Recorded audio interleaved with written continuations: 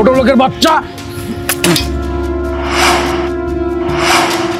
আশা করি আপনাদের অমত হবে না। না, পোলা মাইয়া যে এখানে রাজি, সেখানেও আমাকে রহমতের কি, তাই না রিয়াদের আম্মা? রিয়াদ, তোমার সাহস হয় কি করে আমার বাবার সাথে এভাবে কথা বলার? তুমি আমার বাবাকে এভাবে অপমান করতে পারো না? বাচ্চা, তুই আমার দামি কাপড়টা নষ্ট করে দিলি।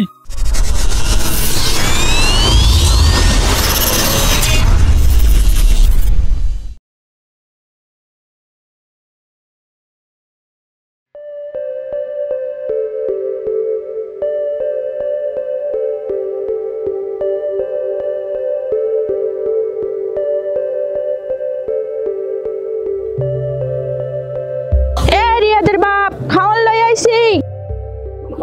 চল। রিয়াদের মা, খারাপ হইতাছি।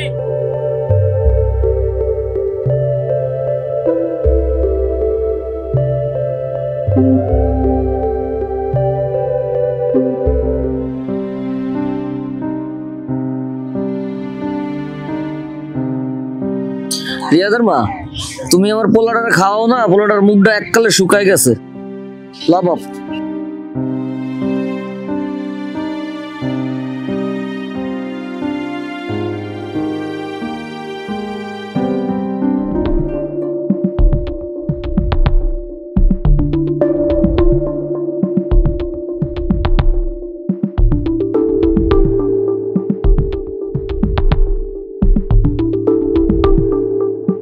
লিওন সাহেব, এখান থেকে আগা থেকে মাথা পর্যন্ত সব জমি আমার লাগবে।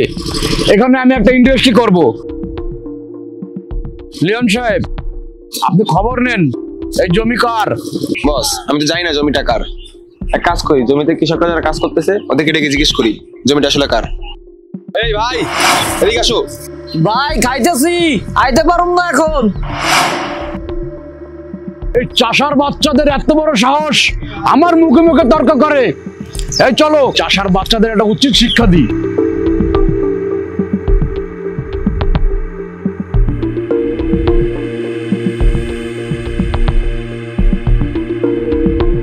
এই চাষার বাচ্চা, তোদের না ডেকেছিলাম? সাহেব, সকাল থেকে কিচ্ছু খাই নাই, এই মাঠে কাম করতেছি, খুব ক্ষুধা লাগছিল, এই জন্য আর যাইতে চাই নাই। হাতে খাওন খাওন রেখা কোনো জায়গায় যাইতে হয় না, এটা আল্লাহর নিয়ামত। নে হইছে, তোরা গরিবের না সবসময় আল্লাহরে দেখাইস। সাহেব, কেন আমাদের ডেকেছেন বলেন? এই চাষার বাচ্চা, এই জমি কার? সাহেব, এই 9 একর জমি পুরোটাই হাসান সাহেবের। হাসান সাহেবের বাসা কোনটা? সাহেব, ওই যে 5 তলা বিল্ডিং দেখতেছেন, ওটাই হাসান সাহেবের বাসা। আপনি যদি এই পিছের রোড থেকে অল্প একটু সামনে আগান, এরপরই এর বাসা পাইবেন। এই রোডে গাড়ি ঢুকবে না সাহেব, ছোট রোড, গাড়ি ঢুকবে না। ছোট লোকের বাচ্চা।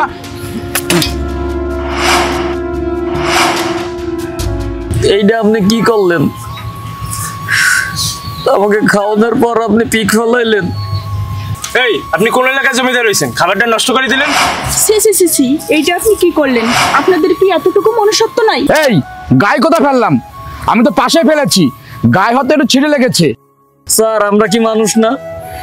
এমন একটা কাম আপনি আমাকে লোকে করতে পারলেন? এই ছোট লোক চাষার বাচ্চা, তুই আমার মুখে মুখে তর্ক করিস। সাহেব, মাফ করে দেন সাহেব, সাহেব ভুল হয়ে গেছে সাহেব।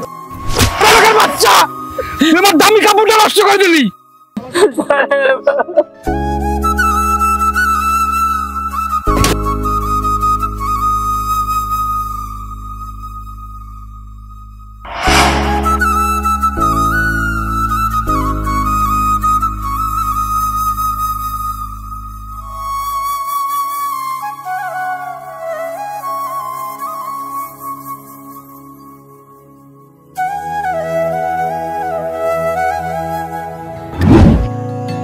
কোথায় তুমি? আর কতক্ষণ ওয়েট করবো? আজব, অলরেডি 20 মিনিট ধরে দাঁড়ায় আছি আমি এখানে। জলদি আসো। হাই। আরে বাবা, সরি, আর লেট হবে না। সবসময় কিসের সরি? সরি বললে কি সবকিছু ঠিক হয়ে যায়? আচ্ছা দেখো, আমি তো একটা জব করি, তাই না? আমি একজন পুলিশের এডিশনাল এসপি, সো আমাকে তো অনেক দায়িত্ব পালন করতে হয়। তুমি এতটুকু অন্তত বোঝার চেষ্টা করো। এই জন্যই লোকে বলে যে পুলিশ আর ডাক্তার সাথে কখনো প্রেম করতে হয় না। তোমার সাথে প্রেম করেই তো আমি পস্তাইতেছি এখন। আচ্ছা একটা জিনিস বলছো, এই পুলিশেরা যদি আমাদেরকে ভালো মতো সেবা না দিত তাহলে তোমার মতো এই সুন্দরীরা রাস্তাঘাটে অসাবধানতায় ভুগতো। এত সুন্দর চেহারা নিয়ে তুমি রোডে ঘাটে হাঁটবে, সব লোকজন তোমাকে দেখে শীষ বাজাতো। শুধুমাত্র আমাদের মতো এই পুলিশ অফিসাররা আছে বলে তোমরা এতক্ষণ সুস্থ শরীরে স্বাভাবিকভাবে হেঁটে চলে বাসায় চলে যাচ্ছ। আর এই পুলিশ যদি না থাকতো দেশের অবস্থা কি হয়েছিল 5 তারিখের কথা চিন্তা করো। 5 তারিখের পর থেকে আমাদের দেশ যেন কেমন যেন একটা ধ্বংসলীলায় মেতে উঠেছিল, তাই না? পুলিশরা আছে বলেই আমাদের দেশটা এখন অনেক ভালো আছে। আর এই যে কি বললে ডাক্তারের কথা, ডাক্তার যদি না থাকতো তাহলে মানুষের কি কন্ডিশন হতো বলো? আরে পুলিশ ডাক্তাররা আছে বলেই আমরা এখনো খেয়ে পড়ে সুস্থ শরীরে হেঁটে চলে বেড়াচ্ছি, ভালো থাকতে পারছি। আর তুমি পুলিশ নিয়ে রাগ করছো? নাও নাও হয়েছে, সত্যি ভালোবাসো তো? আমি তোমাকে ভীষণ ভালোবাসি, হয়তোবা একটু লেট করেছি, কিন্তু তোমার প্রতি যে ভালোবাসা তা এক বিন্দু কম হয়ে যায়নি। বিলিভ করো মাই ডিয়ার। তোমার জন্য একটা গুড নিউজ আছে। কি গুড নিউজ? বাবাকে তোমার কথা বলেছি। আচ্ছা, বাবা তোমার সাথে দেখা করতে চেয়েছে। আমার সাথে দেখা করতে চেয়েছে? কখন, কোথায়, কবে বলুন? আজকেই? No no no no no my dear, আজকে আমার অনেক ইম্পর্টেন্ট একটা মিটিং আছে। একটা কাজ করো, নেক্সট ওয়েডনেসডে আমি ফিরে আছি। ওদিনই বাবাকে বলো আমি তার সঙ্গে দেখা করি। প্লিজ প্লিজ একটু মানায় নাও না। ওকে। গুড গার্ল, চলো চলো চলো।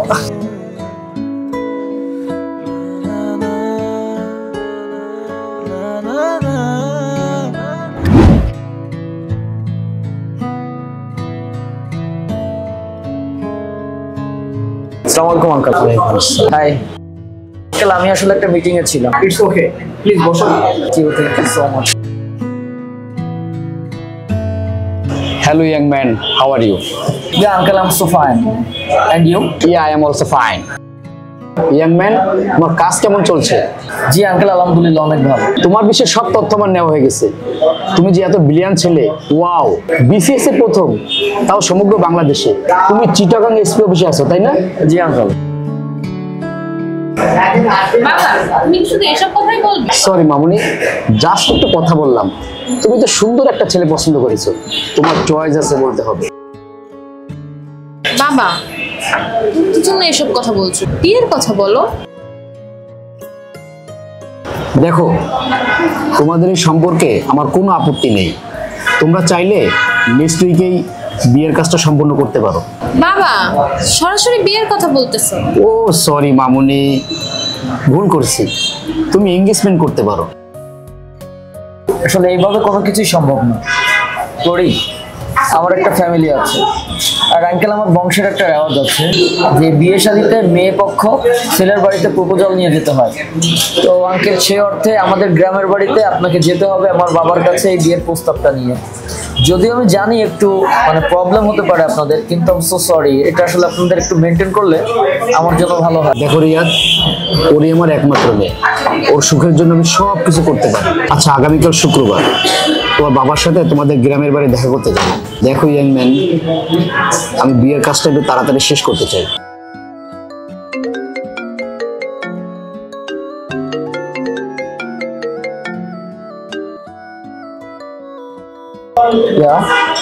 ওকে ওকে ওকে আঙ্কেল, কি বলবো যে আমার একটা জরুরি ফোন চলে আসছে, তো আমাকে একটু বেরোতে হবে। করি, I am so sorry. Riyad আজকের দিনেও? কি বলবো, আসলে একটা জরুরি কাজ পড়ে গেছে। আমি কাল না হয় তোমার সঙ্গে দেখা করি, আজকে তাহলে উঠছি। আঙ্কেল ভালো থাকবেন। আসসালামু আলাইকুম। তুমি তো খেয়ে গেলে না? আঙ্কেল আরেকদিন খাবো।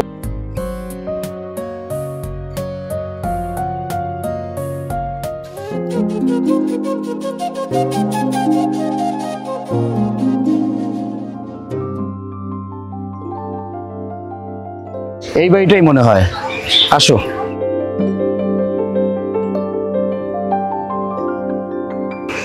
রফিক সাহেব, রফিক সাহেব,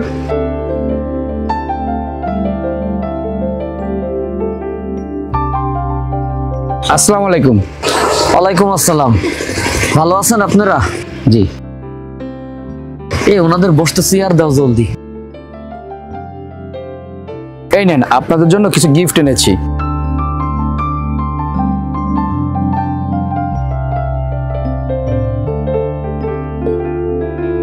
নেন একটু শরবত খান।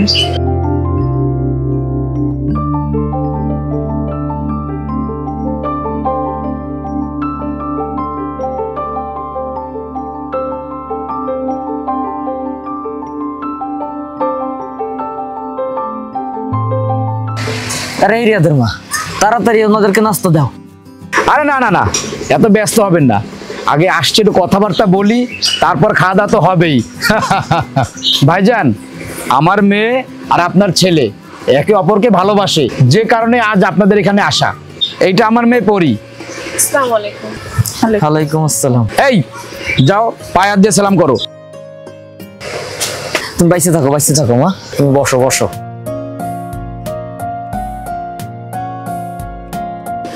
ওরা যেহেতু একে অপরকে ভালোবাসে, তাই আমি আর কোনো অমত করিনি। আশা করি আপনাদের অমত হবে না। না, পোলা মাইয়া যে এখানে রাজি, সেখানেও আমাকে রহমতের কি, তাই না রিয়াদের আম্মা? আপনাদের যদি অমত না থাকে, তাহলে বিয়ের দিন তারিখটা পাকাপোক্ত করতে চাই। আর বিয়ের পরে ওদের জন্য আমি ঢাকাতে একটা ফ্ল্যাট দিয়েছি, যাতে ওদের থাকতে অসুবিধা না হয়। আর আজকে বিয়ের দিন তারিখটা ঠিক করে আমরা আজকেই রওনা দেব, কারণ আমার মেয়ে এই পরিবেশে থাকতে পারবে না। আর আপনার ছেলে রিয়াদ সোনার টুকরা ছেলে, আর ও আমার মেয়েকে অনেক সুখে রাখবে। আসসালামু আলাইকুম আঙ্কেল। ওয়ালাইকুম আসসালাম। ভালো আছেন? জি আলহামদুলিল্লাহ। আসতে কোনো অসুবিধা হয়নি তো? না, কোনো অসুবিধা নেই। মা খাবার দিয়েছো? রেডি করা আছে।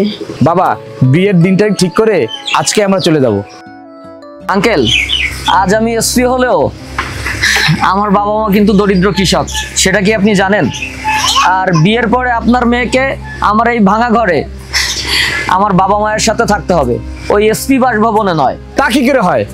আমার মেয়ে এই পরিবেশে থাকবে? বাবা, আমি তো তোমাদের জন্য ঢাকাতে ফ্ল্যাট কিনেছি, আমি তোমার সব শর্ত মানতে রাজি আছি, কিন্তু আমার মেয়ে এখানে থাকবে, এটা আমি কখনোই মেনে নেব না। আমাদের সমাজে কিছু সংখ্যক মানুষ আছে যারা অর্থবিত্ত আর দামি পোশাকের ভিড়ে ভুলে যায় যে মৃত্যু অনিবার্য। মানুষ যতই বড় লোক হোক না কেন, একদিন তাকে মৃত্যুবরণ করতে হবে। হ্যাঁ, আপনি কোন স্ট্যাটাসের কথা বলছেন? যে স্ট্যাটাসে মনুষ্যত্ব থাকে না সেই স্ট্যাটাস, যে স্ট্যাটাসে মানবতা থাকে না, যে স্ট্যাটাসের দোহাই দিয়ে মানুষের সাথে পশুর মতো ঘৃণিত ব্যবহার করতে আপনার বুক এক বিন্দুও কাঁপে না, সেই স্ট্যাটাস। কি বলতে চাও তুমি? আরে আঙ্কেল, বলতে তো চাই অনেক কিছু, কিন্তু আজকে আপনি আমার বাড়ির মেহমান, আর সেইটা যদি না হতেন তাহলে আমার ব্যবহার যে কতটা নিকৃষ্ট সেটা আমি আপনাকে জানিয়ে দিতাম। কিন্তু না, আমাদের ভিতর মনুষ্যত্ব আছে, আমরা মানুষ, আমরা মানুষের সাথে পশুর মতো আচরণ করতে শিখিনি। আমার বাবা মা হয়তো গরিব কৃষক, অশিক্ষিত, কিন্তু আমাকে মানুষের সাথে খারাপ আচরণ করার জন্য যে শিক্ষা দেওয়া দরকার সেই শিক্ষা আমার বাবা মা আমাকে দেয়নি। আমার বাবা মা গরিব কৃষক হতে পারে, কিন্তু তারপরেও তারা দিনরাত পরিশ্রম করেছে ওই মাঠে, না খেয়ে আমাকে খাইয়েছে, আমাকে বড় করেছে, নিজেরা কষ্ট করেছে, কিন্তু আমাকে পড়ালেখা শিখিয়ে আজ এসপি করেছে। কিন্তু আমরা মনুষ্যত্ব ভুলে যাইনি, আমাদের ভিতরে এখনো মনুষ্যত্ব আছে আঙ্কেল।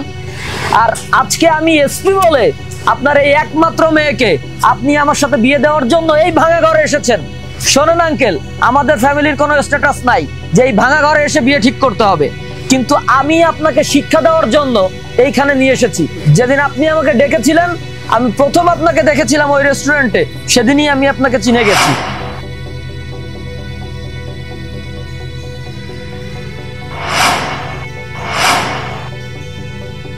দেখো পরি, আমি তোমাকে ভালোবাসি, আর আমি যদি জানতাম এই লোকটা তোমার বাবা, তাহলে তোমার আর আমার সম্পর্ক কোনোদিনই হতো না।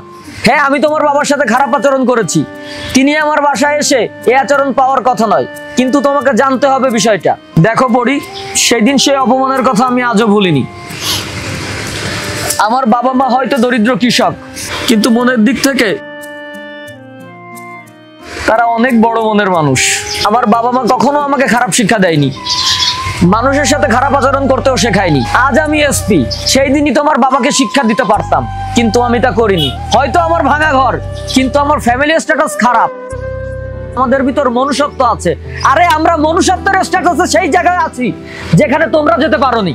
যেদিন তোমার বাবার সাথে প্রথম আমার দেখা হয়েছে, ওই দিনই আমি এর দাঁত ভাঙা জবাব দিতে পারতাম। না, আমি তা করিনি। এখানে তোমার কোনো দোষ ছিল না, তুমি আমাকে ভালোবেসেছো। আমি জানি তুমি আমাকে কতটা ভালোবাসো, আর ঠিক একইভাবে আমিও তোমাকে ভালোবাসি, যে কারণে আমি তা করিনি। আমি চেয়েছি তুমি সারা জীবন আমার সাথে থাকো। তোমার বাবাকে যদি সেদিন আমি অপমানই করতাম তাহলে হয়তো আজকে তোমরা এখানে থাকতে না। আমি চেয়েছি আমরা সারা জীবন একসাথে থাকি। রিয়াদ, তোমার সাহস হয় কি করে আমার বাবার সাথে এভাবে কথা বলার? তুমি আমার বাবাকে এভাবে অপমান করতে পারো না? হ্যাঁ, আমি খারাপ আচরণ করছি। জানতে চাও সেদিন তোমার বাবা কি করেছিল আমার এই দরিদ্র কৃষক বাবা মায়ের সাথে? শোনো তাহলে। সাহেব মাফ করে দেন সাহেব, সাহেব ভুল হয়ে গেছে সাহেব। বাচ্চা আমার দামি কাপড়টা নষ্ট করে দিলি। ছি বাবা ছি, তোমার আচরণ এত খারাপ। তুমি আমার বাবা, তুমি মানুষের সাথে এভাবে ব্যবহার করো। আজ থেকে তোমাকে আর বাবা বলে পরিচয় দিব না, আর এখানেই আমি থেকে যাবো, এই ভাঙা কুড়ে ঘরে। তোমার ফ্ল্যাটের আমার কোনো প্রয়োজন নাই। জানো তুমি, আমাদের সমাজে কিছু মানুষ আছে যারা অর্থবিত্ত আর দামি পোশাকের ভিড়ে ভুলে যায় নিজেকে। আরে ভুলে যায় দিন শেষে মৃত্যু অনিবার্য, যে যতই বড় হোক না কেন একদিন তাকে ওই অন্ধকার কবরে যেতে হবে। আরে ধনীকেও যে কবরে যেতে হবে, আর এই গরিব বাবা মাকেও ঠিক সেই একই কবরে যেতে হবে। তাহলে কিসের এত অহংকার? ভাইজান, আমি সেদিনের ব্যবহারের জন্য লজ্জিত। দয়া করে আমাকে মাফ করে দিবেন। আমি আমার ভুল বুঝতে পেরেছি। আমার মেয়ে যদি এখান থেকে সুখী হয় তাতে আমার কোনো আপত্তি নাই। শুধু আমার একটাই কথা, ও আমার মামার একটাই মেয়ে। আপনি শুধু ওর দিকে একটু খেয়াল করবেন। বাবা, আমি আমার ভুল বুঝতে পেরেছি। আসলে গরিবরাও মানুষ। আমি টাকার অহংকারে অন্ধ হয়ে গিয়েছিলাম। ভাই সাহেব, দয়া করে আমাকে মাফ করে দিন, আর সারা জীবন আপনাদের সাথে থাকার একটা সুযোগ করে দিন। আসলে ধনী গরিবের কোনো ব্যবধান হয় না, সবই আল্লাহর সৃষ্টি। বাবা মা, তোমরা ওনাকে মাফ করে দাও। উনি ওনার ভুল বুঝতে পেরেছে। দেখো, মানুষ তো সারা জীবন একই রকম থাকে না। আর পরি খুবই ভালো মেয়ে। আমার বিশ্বাস ও কখনোই তোমাকে অসম্মান করবে না, তোমাদেরকে ভালোবাসবে। কি পরি, বাসবা না? আসেন, আপনি আমার বুকে আসেন।